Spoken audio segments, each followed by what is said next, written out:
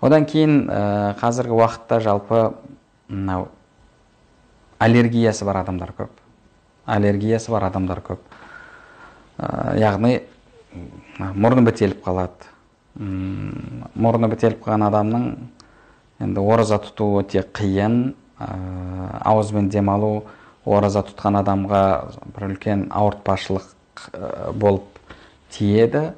Сол себепті қазіргі уақытта ғұламалардың арасында енді осы мұрынды ашатын нәрсе себетін болса, оразаны бұза ма, бұзбай ма деген мәселе бар. Енді кешке дейін шыдауға мүмкін болмаса, мысалы таңертең таң атпай тұрып сеуіп қойып, одан кейін күн батқанша сеппей жүре алатын болсаңыз, солай істеңіз. Егер тез бітеліп қалатын, мысалы күніне бір 5-6 мәртеден мұрнына себетін адамдар бар. Ондай адамдарға спрей сепкен абзал болады. Өйткені тамызатын дүниені тамызған кезде бірден тамаққа кетіп қалады.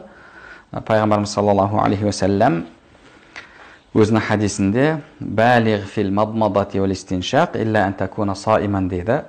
Яғни аузыңды шайған кезде, мұрныңа су алған кезде, дәрет алған кезде, суды қатты ал, шайған кезде бағана ғарғара қылып дейді ғой, бағана төбеге қарап, тамаққа суды келтіріп, солай шай дейді.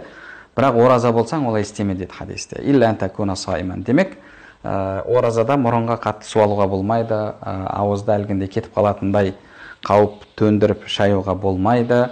Бұған қияс жасайтын болсақ, онда мұрынға себу мәселесінде де сақтану керек. Ал енді бірақ қатты мұқтаж болып тұр. Мұрны бітеліп қалған, мұрнын ашу керек. Ондай кезде спрейді себуге болады.